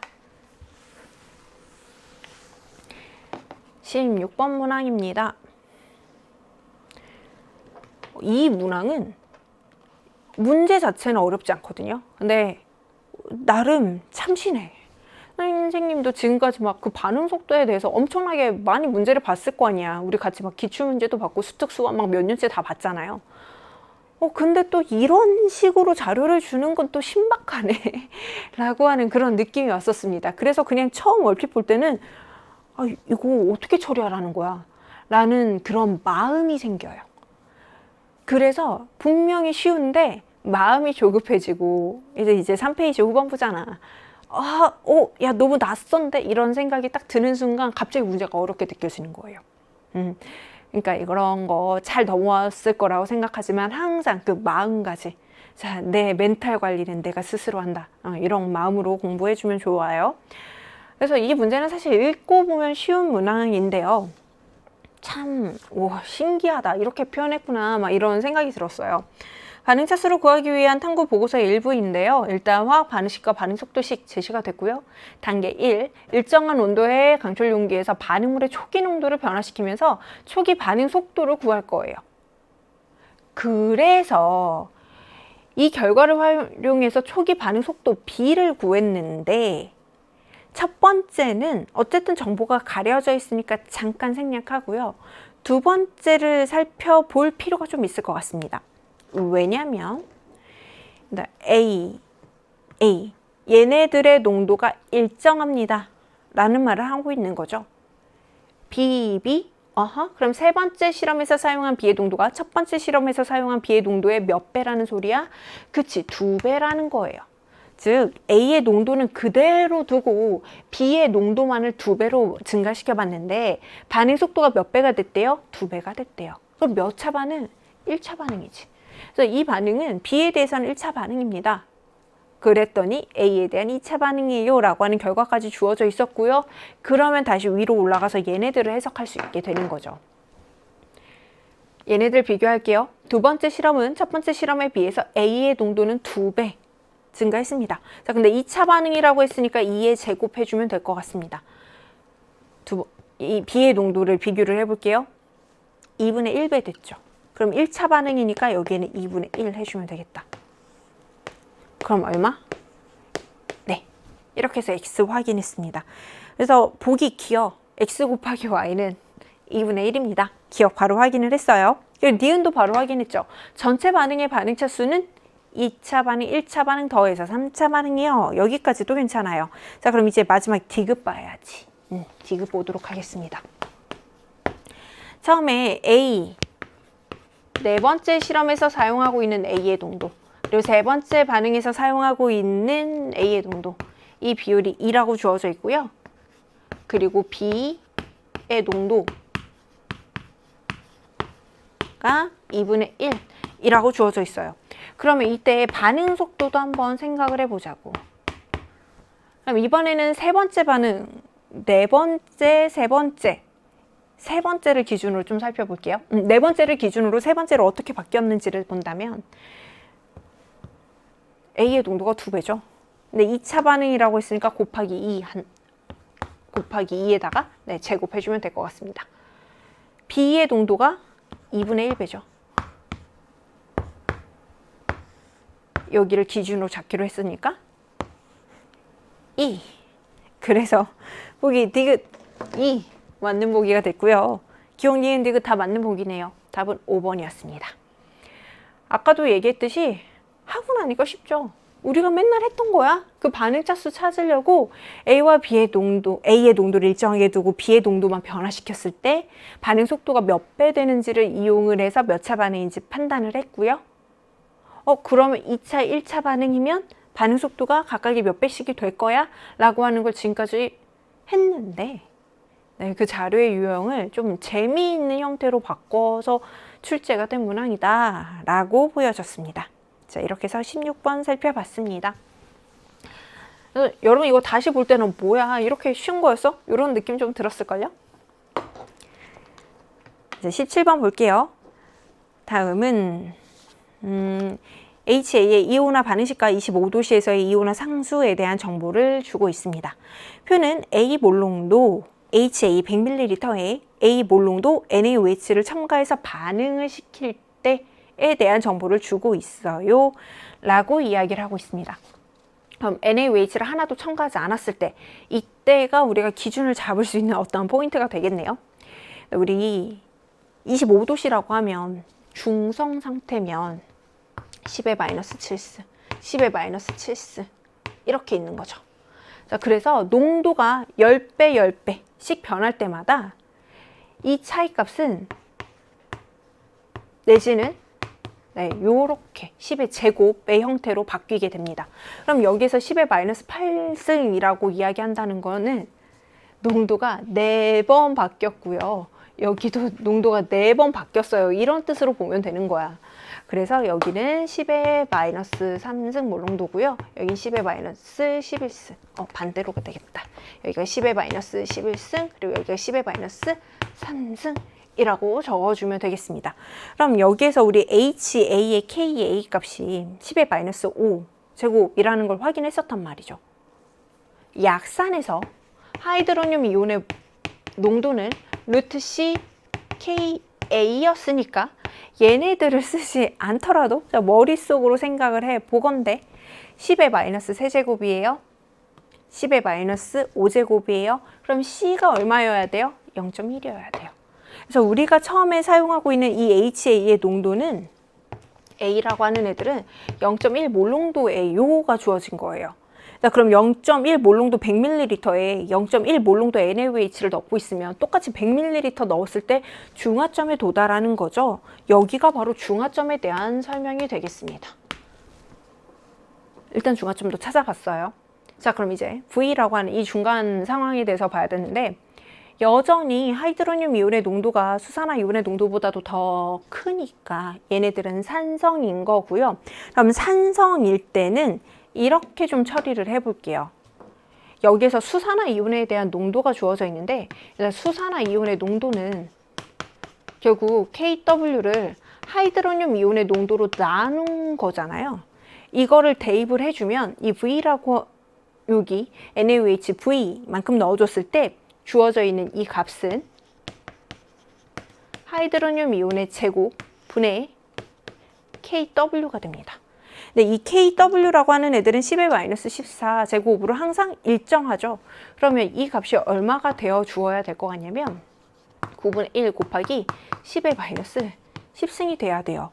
그러면 다시 한번 또 정리를 해볼 수 있는 건 뭐냐면 따라서 하이드로늄 이온의 농도는 3분의 1 곱하기 10의-5제곱입니다. 라는 걸 찾았다고요. 되셨어요? 이거를 얘네랑 비교를 합시다. 얘네들은 HA, A- 그리고 하이드로늄 이온의 농도이죠. 네, 하이드로늄 이온의 농도가 얼마라고? 3분의 1 곱하기 10의-5예요. 그러면 찾았죠. 이만큼이 얼마가 돼야 된다? 3이 돼야 된다. 얘가 3이 되려면 HA가 1이 돼야 되고 A-가 3, 1대 3의 비율로 존재하면 돼요. 근데 사실 얘네들은 약산이기 때문에 HA를 물에다 녹이면 대부분은 그냥 HA로 존재하고 있었어. 그럼 얘네들이 A-로 바뀌려면 어떻게 해야 돼요?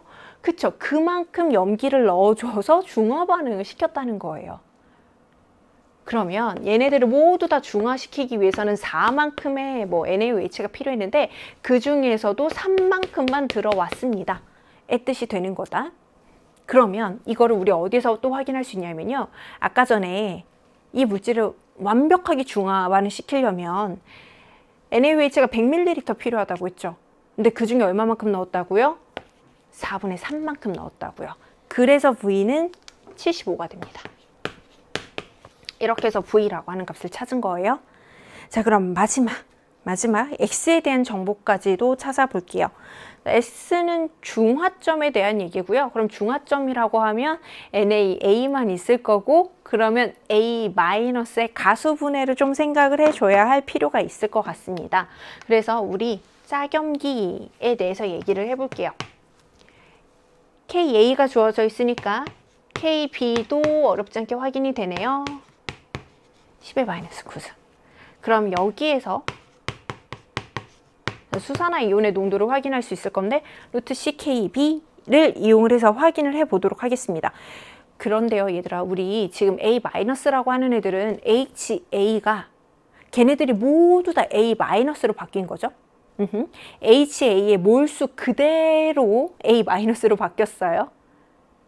우리 지금 처음에 0.1몰 농도 사용하고 있었다고요. 100ml. 근데 여기에다가 용액이 100ml 더 들어와서 총 200ml가 됐대요. 그럼 몰농도는 어떻게 되는 거예요? 네, A-의 몰농도는 0.05, 20분의 1이 됐습니다. 그럼 2분의 1 곱하기 10의-1 이런 식으로 적어 보겠습니다. 그럼 이거와 얘네들을 곱해서 거기에다 루트를 씌워주면 우리가 원하는 값이 나오겠구나.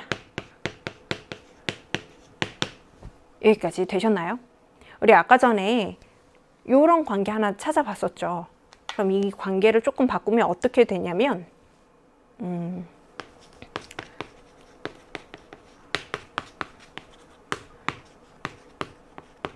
이 관계가 될 것 같고요. 여기에다 다시 한번 대입해 볼게요. 자, 대입을 하고 났더니 이번에 보라색으로 씁시다.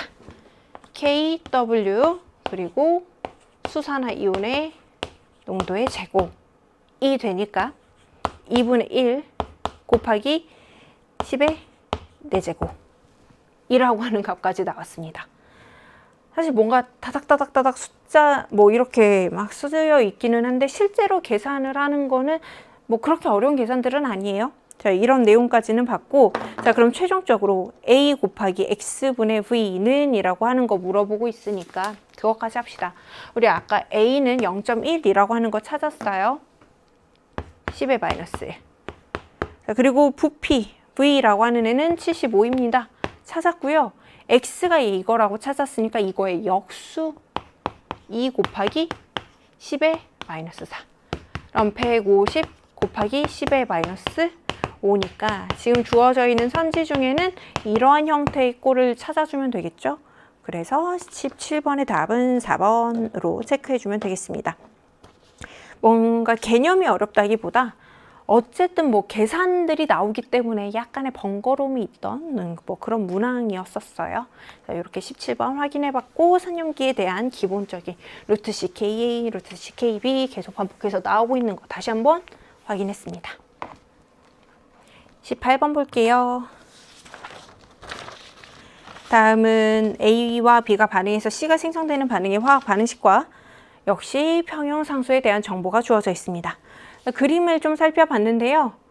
A, B 각각이 들어가 있는 초기 상태들을 나타내주고 있고 자 이제 표도 나왔습니다. 표는 반응이 진행돼서 평형에 도달을 했을 때에 대한 정보까지 나타내주고 있어요. 그리고 쭉 문제 더 읽어보면 얘들아 온도가 일정하다고 합니다. 그럼 PV는 nRT에서 PV는 N이라고 하는 관계 사용해 볼 수 있겠죠. 선생님 여기서 정확한 몰수 나오는 거 아니에요? 라고 할지 모르겠지만 결국 몰수분의 몰수 상대적인 그 비율 상대값만 처리하면 되기 때문에 그냥 PV는 N 그대로 써도 돼요. 자, PV A1 있고요. PV 2 있습니다. 그럼 A와 B를 섞었으니까 정반응이 진행되면서 C가 만들어져야 되는데 A와 B의 개수를 잠깐 보면 1, 1로 똑같다? K 반응하면 K 반응이에요. 그럼 결국 이 둘의 몰의 차이는 항상 얼마로 일정하면 돼? 1로 일정하면 돼요. 자, 그거를 생각하면서 표의 자료를 볼 거예요. 평행 상태에서 A와 B, A가 상대값으로 1만큼 있다고 하면 B는 상대값으로 3만큼 있는 거예요. 그쵸? 차이가 얼마야? 2야. 근데 우리 지금 차이 얼마 만들어야 된다고 했었죠? 무조건 1 만들어야 돼요. 그럼 어떻게 주면 돼?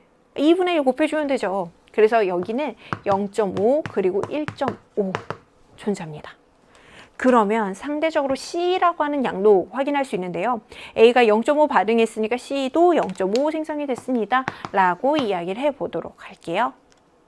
그러면 지금 평형에 도달했을 때 이 용기 안에 존재하고 있는 여기에 존재하고 있는 전체 기체의 양이 2.5가 되죠. 압력은 1이죠. 그럼 부피가 얼마야? 2.5리터가 돼야 되는데 얘네 강철 용기가 1리터를 차지하고 있으니 따라서 실린더가 나타내는 부피는 1.5가 되어주면 되겠네요. 이게 바로 우리 문제에서 궁금해하고 있는 V를 먼저 찾았습니다. 그 다음에 이제 두 번째로 넘어가 보도록 하겠습니다. PV는 E 있고요. PV는 P만큼 있습니다. 근데 지금은 B와 C가 혼합됐기 때문에 A를 만들기 위해서 역반응이 진행이 돼야 될 것 같아요. 그럼 얘들아 이것도 사실 마찬가지야. 얼마만큼 진행됐는지 모르겠지만 반응이 진행돼서 B가 일부가 생겼어요. 그럼 A도 똑같은 양이 생기겠지. 그럼 차이값은 항상 얼마라고? 2. 항상 차이값은 2예요. 자, 그거 생각하면서 다시 이 표에 있는 정보를 확인을 해보면 A가 상대적으로 1만큼 있다고 하면 B는 6만큼 있으면 돼요. 차이가 얼마? 5. 얼마 만들어야 된다고? 2. 그럼 5분의 2 곱해주면 되겠죠. 0.4 곱해줄게요. 0.4 곱해주면 얘네들은 0.4 그리고 여기는 2.4가 되겠습니다. 자, 그러면 이제 최종적으로 C에 대한 정보를 알고 싶은데 처음에 C가 이미 미지수로 제시가 되어 있었기 때문에 잘 모르겠어요. 얼마가 들어가야 되는지 모르겠어요. 우리가 여기에서 E, P 이렇게 잡았던 것도 어차피 다 상대적인 값들이었었기 때문에 그래서 어떻게 하려고 하냐면요. 우리가 평형 문제인데 사용하지 않은 한 가지 정보가 남았습니다. 네, 바로 이 K라고 하는 정보 이용을 해서 한번 확인을 해보면 이렇게 하면 될 것 같습니다. 실험 1에서 K는 A와 C의 몰수가 서로 같으니까 그냥 비율 1 하고요. B가 살아남아 있네요. B가 1.5몰 살아남아 있어요. 근데 아까 전에 부피가 얼마라고 했냐면 전체 기체의 부피가 2.5라고 했었으니까 3분의 5가 되겠습니다. 그러면 여기에서도 지금 마찬가지일 건데 지금 보면 몰수 찾았죠? 그리고 부피 알고 있으니까 몰농도에 대해서 우리 어느 정도 정보를 표현해 낼 수 있겠죠. 자, 그래서 몰농도로 표현을 한다면 A의 몰농도 0.2고요. B의 몰농도 1.2라고 합시다. 근데 사실 이것도 지금 우리가 지금 잡아놓은 이 값들에 대해서 지금 접근하고 있는 방법이에요. 자, 그리고 여기서 C가 들어가야 되는데 이 값이 정확히 맞아 떨어지려면 여기 0.24니까 여기가 0.8이 0.4가 되어줘야 되겠다. 네, C가 0.4가 되어줘야 됩니다. 근데 여기서 0.4라고 하는 건 몰수를 2로 나눈 값이지, 그럼 몰수로 간다면 여기는 0.8이 되는 거예요. 여기까지 오케이? 자, 하나도 없던 A가 0.4 만들어졌대요. 그럼 C에 원래 이만큼 있었는데 거기서 0.4가 빠져서 남아있는 값이 0.8이라는 거니까 원래는 얼마 있었다? 1.2 있었다. 그래서 원래는 1.2 있었습니다 라는 거 확인할 수 있고, 궁금한 거 V분의 P는요 1.5분의 1.2니까 5분의 4라고 하는 1번 체크해 주면 될 것 같습니다. 자, 이렇게 하면 우리 18번 평형과 관련된 물항들도 상대값 처리하면서 계산해 봤습니다. 이제 19번 반응 속도랑 관련된 문제 살펴볼게요. A가 반응해서 B를 만들어내고 있고, 그리고 역시 A에 대한 1차 반응입니다 라고 하는 정보가 주어져 있네요. 표는 이 몰에 네온이 들어가 있는 1리터 강철 용기에 A 기체를 추가로 넣고 반응이 일어날 때에 대한 정보를 얘기를 하고 있습니다. 그럼 사실 이 문제는 되게 친절한 게, 여기 A의 초기 농도라고 주어져 있는데 1리터라고 했으니까 사실 이미 몰수에 대한 정보를 다 주고 있는 거죠. 그래서 여기서 말하고 있는 A의 초기 농도를 A의 몰? 그렇게 생각을 해도 괜찮을 것 같아요. 그러면 첫 번째 실험부터 볼게요. T가 1분, 즉 1분이 지났을 때 네온의 몰 분율이 7분의 1이라고 하는 건 네온은 반응하지 않으니까 2 있을 거고 나머지 몰수가 14만큼 있습니다 라는 뜻이 되는 건데, 그럼 저 14라고 하는 숫자가 어떻게 나왔냐면 A와 B 합쳐서 10이 있는 거고 거기에다 네온이 이만큼 있어요, 이렇게 보면 되는 거죠. 그럼 얘들아, 원래 A는 얼마만큼 있었어요? 네온 빼고 8만큼 있었어요. 반응이 진행이 됐더니 얼마만큼 A 플러스 B가 늘어난 거예요? 4가 늘어난 거죠. 화학 반응식 잘 보셔야 돼요. 자, 반응이 한번 진행됩니다. 그럼 하나 사라지고 2개 생성되니까 전체 몰수는 1만큼 증가한다고요. 그럼 지금 4만큼 증가했다라는 건 반응이 몇 번 진행이 됐다? 4번 진행이 됐습니다. 의 뜻으로 보는 거고요. 반응이 4번 진행이 됐다라는 건 A가 4 남아있고 B가 8만큼 생성이 됐습니다. 8이 있었는데요. 4가 됐습니다. 반감기 지난 거죠. 그래서 우리 바로 여기에서 실험 1에서의 반감기를 찾았어요. 반감기가 얼마냐면 1분이라는 거 찾았습니다. 그러면 한 번 더 반감기가 지난다 라고 해볼까? 자, 그래서 또 똑같이 1분 지났어요. 그럼 네온은 여전히 2만큼 존재해야 될 것 같고 네온은 2 존재하고 있고요. 우리 지금 처음에 반감기 지났을 때 4만큼 증가했으니까 이번에는 2만큼 증가하면 되겠지. 그래서 12에서 2 증가하면 14가 되니까 이거는 8분의 1의 비율을 가지고 있는 게 확인이 됐습니다. 이게 바로 우리가 A를 처음에 8몰 넣고 반응을 시켰을 때 반감기가 지났을 때의 상황을 이렇게 볼 수 있다는 거예요. 근데 저렇게 8분의 1을 쓰고 났더니 어디에선가 어머나 하고 이렇게 눈에 딱 보이는 그 숫자가 있죠. 8분의 1. 실험 2도 똑같이 A를 8몰 넣고 반응을 시작을 한 거예요. 그러면 여기에서 T가 4분일 때 8분의 1이라고 하는 이 값을 갖는다라는 건 반감기가 몇 번 지났다라는 거야? 반감기가 2번 지났다는 거예요. 그러면 온도가 T2일 때는 반감기가 어떻게 된다? 2분이 되는 거죠. 자, 그러면 온도를 T1에서부터 T2로 바꿨더니 반감기가 늘어났어요 라는 건 반응 속도가 느려졌어요? 온도가 낮아졌어요? 의 뜻으로 보면 되는 겁니다. 자, 그러면 이제 세 번째 실험 볼게요. 세 번째 실험을 보면 온도가 T2래요. 그럼 반감기가 똑같이 2분이겠죠. 자, 반감기가 한 번 지나고 한 번 더 지난 상황이 니까 일단 T가 2분일 때부터 보면 네온이 이만큼 있고요. 자, 네온이 이만큼 있으니까 전체 기체의 양은 26이 돼야 되고, 그럼 여기가 24. A 플러스 B는 24가 존재해야 되겠다. 이번에 반감기가 한 번 더 지났습니다. 네온이 이만큼 있고요. 전체 기체의 양이 30이 돼야 돼요. 그럼 A 플러스 B는 28이 돼야 되고, 네온이 이만큼 있어요. 지금 반감기가 지나는 동안 얼마만큼 증가해요? 4만큼 증가해요. 그럼 이전에는 반감기가 한 번 지나는 동안 얼마만큼 증가했다라는 거야? 8만큼 증가했다는 거야. 그럼 원래 A가 얼마만큼 있었다? 16만큼 있었다. 그래서 Y는 16. 기억 볼게요. X가 기억. X는 이라고 하는 거 물어보고 있고요. 지금 반감기가 2분이라고 했었기 때문에 반감기가 한 번 지난 상황이죠. 우리 아까 반감기가 한 번 지났을 때 7분의 1이에요 라고 하는 걸 다 찾아놨었기 때문에 기억 해결했습니다. 니은 T1이 T2보다도 더 높은 온도입니까? 네, 확인을 했고요. 자, Y는 16입니까? 16입니다. 또 봤기 때문에 19번, 5번 이라는 거 확인했네요. 역시 1차 반응의 특징들만 잘 이용을 했으면 어렵지 않게 풀 수 있었을 거고요. 선생님은 이 문제 어디선가 기출해서 한번 봤었던 것 같아서 낯설지 않은 문항이었을 것 같습니다. 이렇게 해서 반응 속도에 대한 문항도 살펴봤고, 자, 이제 마지막입니다. 20번 볼게요. 다음은 기체 성질을 알아보기 위한 실험입니다. 라고 이렇게 쭉 주어져 있는데, 선생님은 사실 19번까지는 괜찮았거든? 그냥, 뭐, 풀리네. 막 이러면서 풀었는데, 20번이 약간 이게 좀, 막 이런 구간들이 있더라고요. 어느 구간들이었냐면, 뭐 처음 그림처럼 물질을 넣었어요. 그것까진 괜찮아요. 근데 꼭지를 열어서 충분히 반응시킨 다음에 충분한 시간이 흐른 후 꼭지를 다시 닫아요.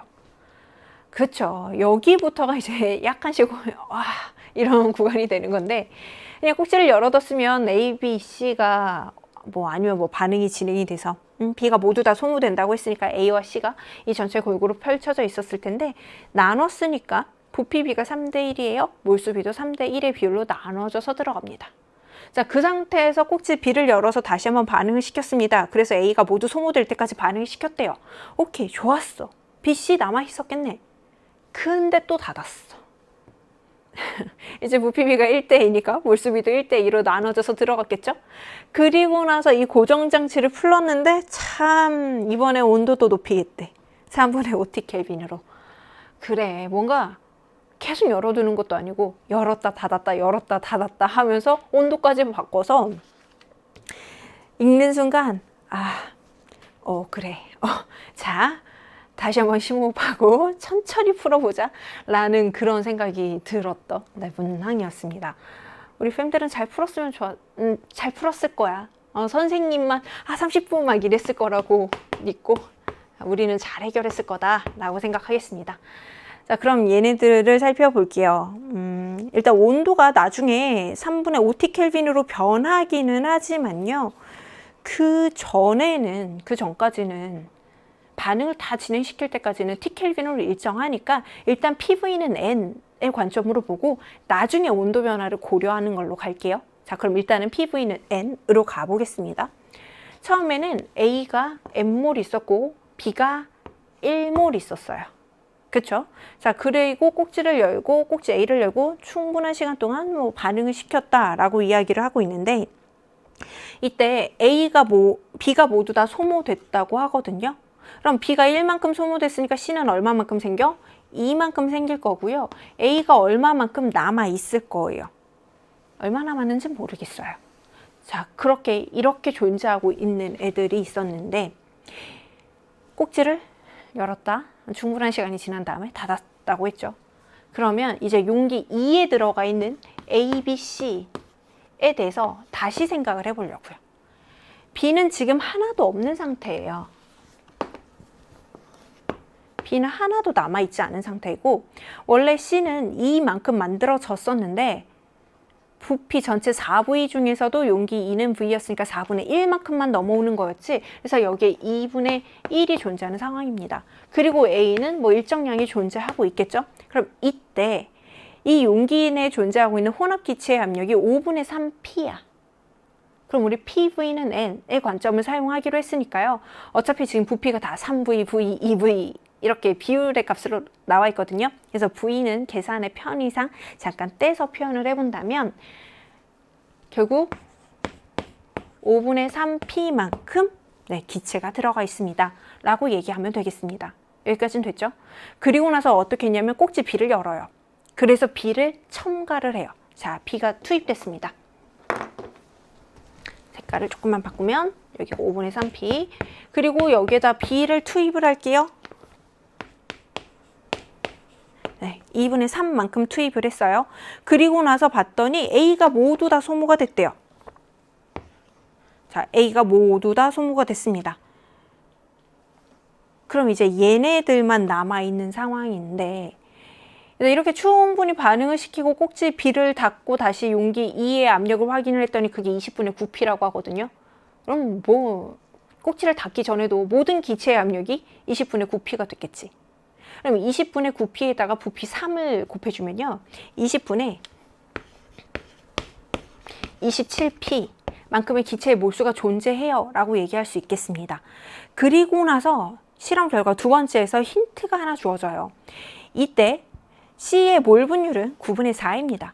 그럼 여기에다 9분의 4를 곱해주면 C의 몰수가 나온다라는 거고 그럼 얘가 5분의 3P가 되겠네요. 그럼 나머지는 누구예요? B의 몰수가 되겠습니다. 라는 거 확인을 했어요. 자, 여기까지 하고 이제 마지막 조건 하나 남았거든요. 이렇게 해서 이제 실린더 꼭지를 다시 닫았죠? 그럼 실린더의 기체가 얼마만큼 들어가 있는지를 생각해 봐야 되는데 원래 지금 전체 20분의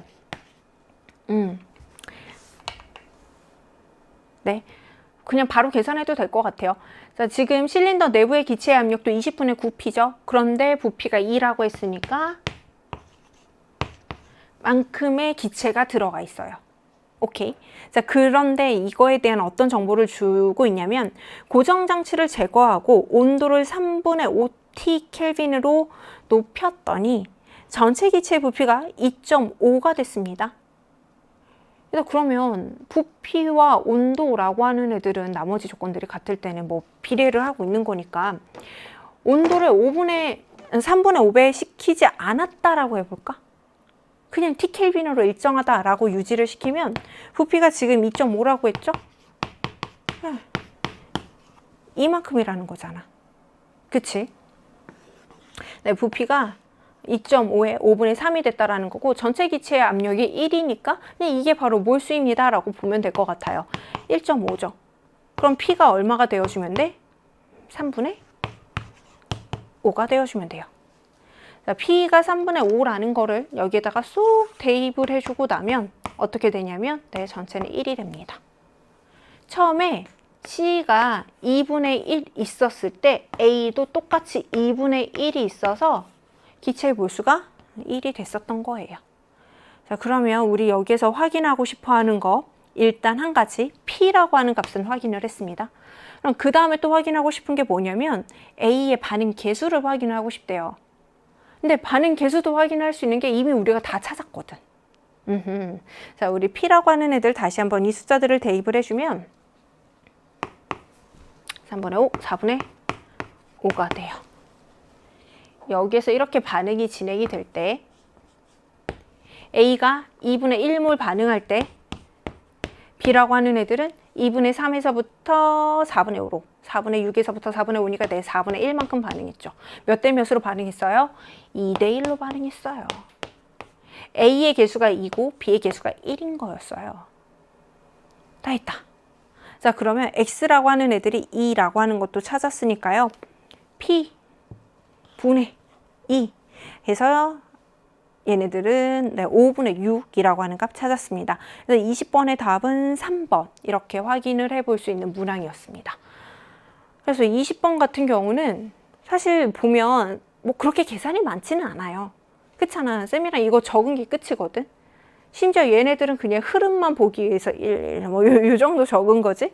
자, 그 다음에 했던 거는 PV는 N, PV는 N이라고 하는 거 고민을 했고 그리고 열었다 닫았다 하는 걸 고민을 했고 그리고 이제 온도 변화까지 고려를 해가면서 이렇게 문항을 살펴봤었습니다. 그래서 분명히 계산이 많지는 않은데 호흡은 좀 길어요. 선생님이랑 지금 이 문제 풀면서 거의 10분 넘게 시간을 사용한 것 같거든. 계속 열었다 닫았다 열었다 닫았다 하니까 막 헷갈리기도 하고 막 몰수가 왔다 갔다 하기도 하고요. 나중에 온도도 바뀌기도 하고. 그래서 이런 문제들을 풀 때 특히 막 20번에 가 있으면 마음이 너무 막 불편해, 불안해. 내가 시간 내에 풀 수 있을까? 막 이런 마음들도 들고요. 하지만 이제 정작 좀 뜯어서 본다면 할 수 있는 문항들이라는 거. 그래서 막 이거 어디부터 읽어야 될지 모르겠어 라고 할 때는 지금 선생님이랑 했던 것처럼 그냥 단계 보는 것도 괜찮아요. 물론 결과를 보고서 우리가 이제 어느 정도가 예측이 돼서 이거부터 탁 하면 그건 좋겠지. 근데 실전에서 마음이 불안하면 그렇게 하기 힘들다니까. 특히 계속 얘기하는데 쌤이 화투는 모든 시험에 제일 끝에 봐요. 집중력이 정말로 최저로 떨어져 있고 체력이 최저로 떨어져 있고 빨리 끝났으면 좋겠다 막 이런 마음이 들 때, 정신이 혼미해질 때쯤 보고 있기 때문에 혹시 문제가 잘 안 풀린다면, 잘 안 읽힌다면 그냥 첫 번째 과정, 두 번째 과정이라면, 그리고 세 번째 과정, 네 번째 과정 하나씩 뜯어서 차근차근 보면 할 수 있습니다. 결국 기체는 무엇이다? PV는 nRT만 생각하면 되겠더라. 자, 이렇게 하면 선생님이랑 같이 오늘 22학년도 7월 학평 문제들을 쭉 살펴봤는데요. 네, 어려운 부분들 분명히 있었고요. 낯선 부분들 분명히 있었고요. 다시 한번 봐야 되는 부분들 분명히 꽤 많이 있습니다. 네, 선생님이랑 공부했던 내용들, 짚어드렸던 내용들 잘 생각하면서 다시 복습했으면 좋겠습니다. 여러분 정말로 고생 많으셨고요. 쌤하고는 다음에 강의에서 만나요. 안녕.